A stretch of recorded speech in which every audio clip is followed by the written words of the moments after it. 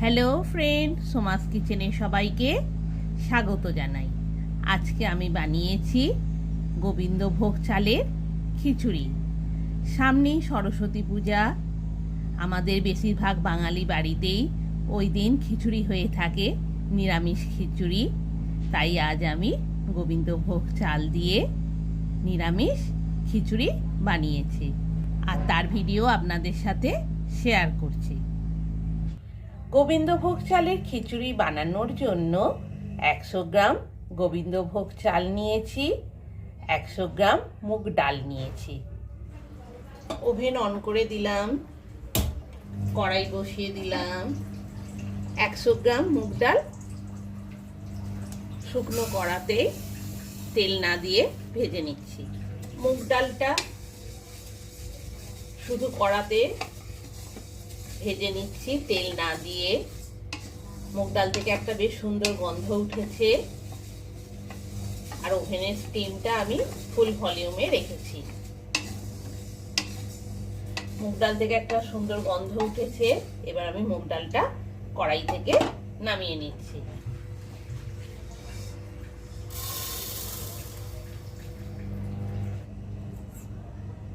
দু চামচ সর্ষের তেল দিয়ে দিলাম। তেলটা ভালোভাবে গরম করে নিচ্ছি। একটা মাঝারি সাইজের কপি ছোট সাইজ করে পিস করে রেখেছি, তাতে অল্প পরিমাণ হলুদ আর অল্প পরিমাণ নুন নিয়ে ভালো করে মাখিয়ে এবার আমি ভেজে নিচ্ছি।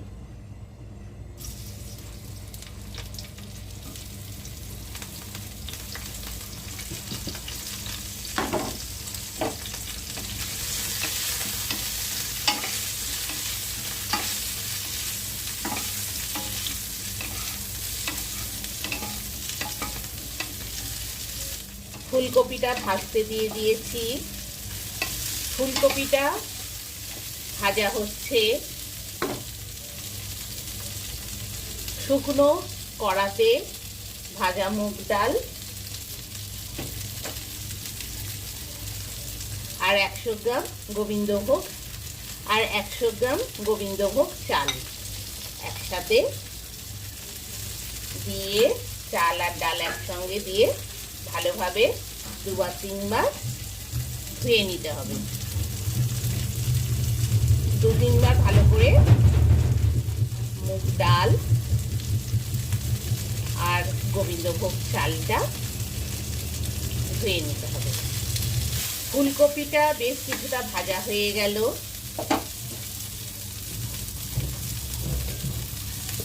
এবার আমি মাঝারি সাইজে গোটা আলু নিয়ে ভাজতে দিয়ে দিচ্ছি ফুলকপির সাথে।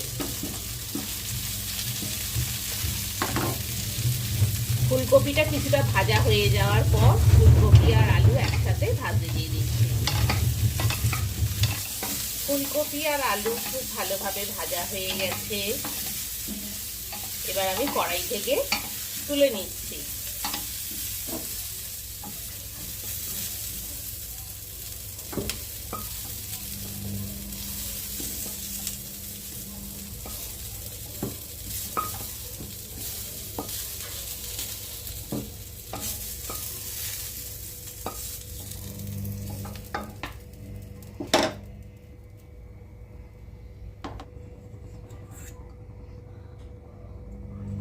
ফুলকপি আলু ভাজার পরে 2 চামচ সর্ষের তেল দিয়ে দিলাম। ওভেনের স্টিম লো ফ্লেমে রেখেছি। তেলটা ভালোভাবে গরম হতে দিয়ে দিলাম। 2 পিস তেজপাতা, 2 পিস গোটা শুকনো লঙ্কা, 5 পিস ছোট এলাচ, 5 পিস লবঙ্গ আর অল্প একটু দারুচিনি ফোড়নে দিয়ে দিলাম। আর তার সাথে দিয়ে দিলাম 1 চামচ গোটা জিরে। খুব ভালোভাবে সব মশলাগুলো নাড়াচাড়া করে নিচ্ছি। গোবিন্দভোগ চাল আর মুগ ডাল ভালোভাবে 2-3 বার জল দিয়ে ধুয়ে রেখেছি, এবার দিয়ে দিলাম।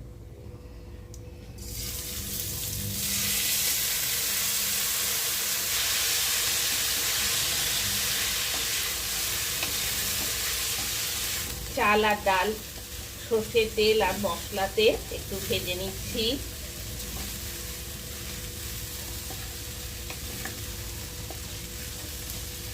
চাল আর ডালে খুব সুন্দর একটা গন্ধ উঠেছে।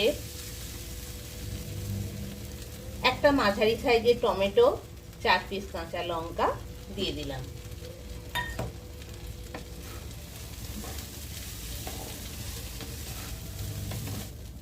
এবার আমি লঙ্কা গুঁড়ো 1 চামচ, হলুদ গুঁড়ো 1 চামচ, জিরে গুঁড়ো 1 চামচ, নুন 1.5 চামচ দিয়ে দিলাম। ওভেনের স্টিম একদম লো ফ্লেমে করে দিয়েছি, নাহলে চাল ডালগুলো পুড়ে যাবে। দিয়ে খুব ভালোভাবে সব মশলা নাড়াচাড়া করে নিচ্ছি।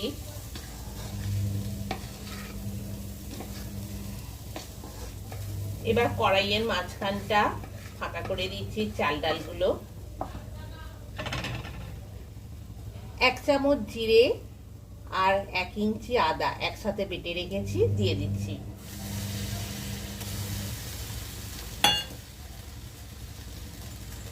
আদা জিরেটা ভেজে নেওয়ার জন্য 1 চামচ সর্ষের তেল দিয়ে দিলাম। দিয়ে খুব ভালোভাবে নাড়াচাড়া করে নিচ্ছি। দিয়ে চাল ডালটার সাথে আদা জিরে বাটাটা মিশিয়ে দিচ্ছি।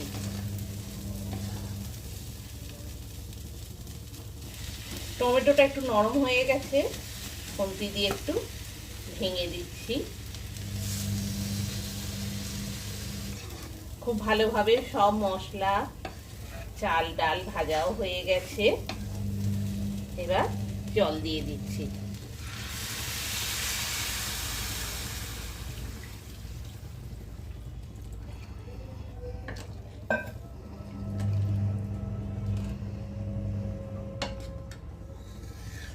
বাড়িতে নিরামিষ রান্নার দিনে বানিয়ে খেতে পারেন, খেতে খুবই ভালো হয়। আর সামনেই সরস্বতী পূজা, প্রতি বাঙালি বাড়িতেই ওই দিন নিরামিষ রান্না হয়ে থাকে। আর বেশিরভাগ বাঙালি বাড়িতেই ওই দিন খিচুড়ি হয়, তাই এইভাবে বানিয়ে দেখতে পারেন, খেতে খুবই ভালো হয়। এবার আমি ভেজে রাখা ফুলকপি আর আলু দিয়ে দিচ্ছি।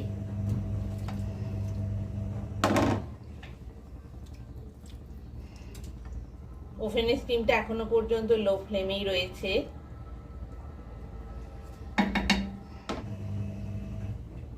কড়াইশুঁটি নিয়েছি, দিয়ে দিচ্ছি।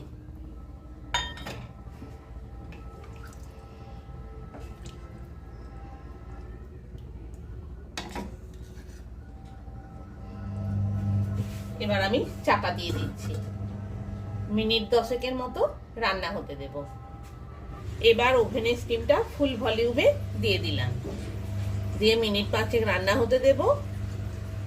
তারপর ফুটে উঠলে ধিমে আছে আরো মিনিট 5 রান্না হবে। মিনিট 5 হয়ে গেছে, কড়াইয়ের ঢাকনা খুলছি। খুব ভালোভাবে সেদ্ধ হচ্ছে, খুব ভালোভাবে রান্না হচ্ছে। বেশ কিছুটা রান্না হয়েও গেছে, চালগুলো অনেকটা নরম হয়ে গেছে, ডালগুলো নরম হয়ে গেছে। এবার আমি ওভেনের স্টিম একদম লো ফ্লেমে করে দিলাম, দিয়ে আরো মিনিট 5 রান্না হতে দিচ্ছি। মিনিট 7 হয়েছে, কড়াইয়ে ঢাকনা খুলছি।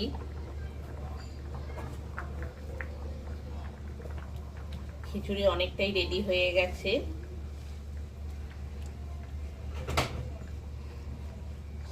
ভালোভাবে নাড়াচাড়া করে দিচ্ছি, যাতে নিচের দিকটা বসে না যায়। আরো একটু রান্না হবে।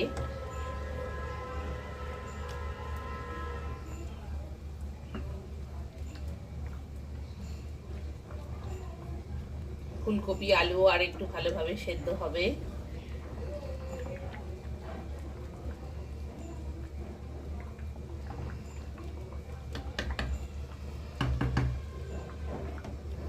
আরো আরো মিনিট 5 রান্না হতে দেব। কড়াই ঢাকনা দিয়ে দিলাম আর ওভেনের স্টিমটা লো ফ্লেমে করে দিলাম। মিনিট 10 হয়ে গেছে, কড়াইয়ের ঢাকনা খুলছি।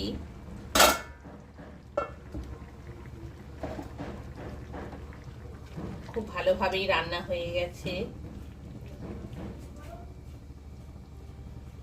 মাঝে মাঝে কড়াইয়ের ঢাকনা খুলে একটু করে নাড়াচাড়া করে নিতে হবে। গোবিন্দভোগ চাল আতপ চাল খুব বসে যায় তাড়াতাড়ি, জলও একটু বেশি লাগে, ঠান্ডা হলে খুব জল টেনে নেয়। আতপ চালে একটু বেশি রান্না করতে জলও লাগে। আমার গোবিন্দভোগ চালের খিচুড়ি রেডি।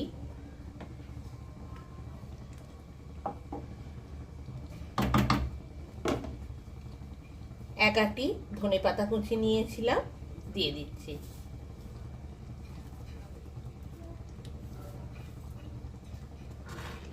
ধনেপাতা কুচিটা খিচুড়ির সাথে মিশিয়ে দিচ্ছি।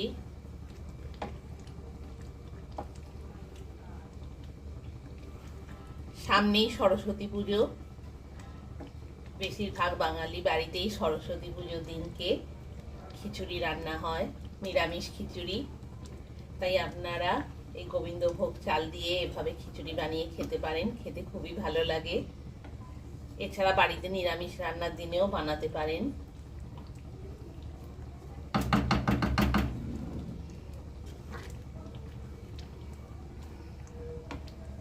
ধনেপাতাটা ভালোভাবে সব খিচুড়ির সাথে মিশিয়ে দেওয়া হয়েছে। ধনেপাতাটা পুরো খিচুড়িতে মিশিয়ে দিয়েছি। আমার খিচুড়ি রেডি হয়ে গেছে গরম গরম পরিবেশনের জন্য। এবার আমি ওভেন অফ করে দিলাম। গাওয়া ঘি 1 চামচ দিয়ে দেব।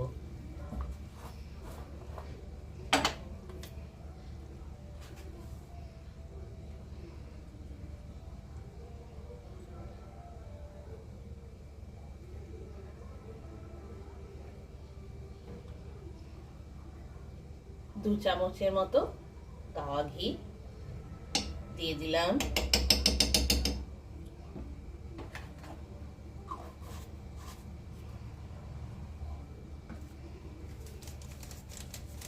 আর গরম মশলা দিয়ে দিচ্ছি। গরম মশলা গুঁড়ো 1 চামচের মতো দিয়ে দিলাম।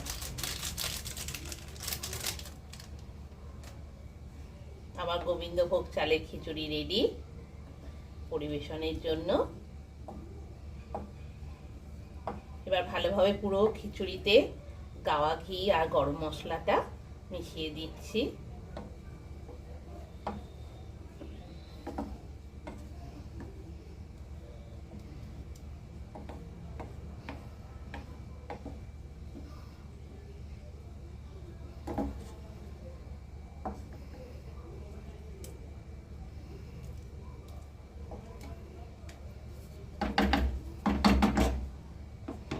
এবার কড়াইয়ে আবার ঢাকনা দিয়ে রেখে দিলাম বেশ কিছুক্ষণের জন্য।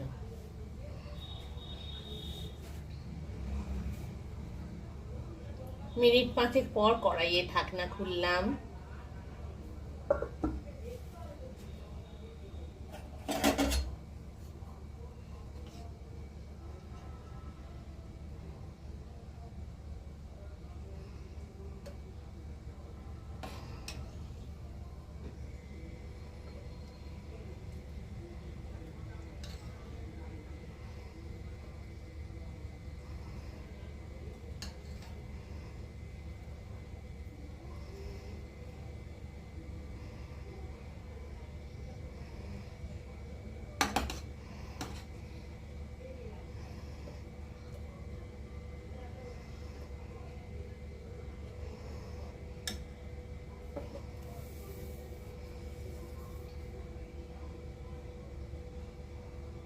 আমার গোবিন্দভোগ চালের খিচুড়ি রেডি গরম গরম পরিবেশনের জন্য।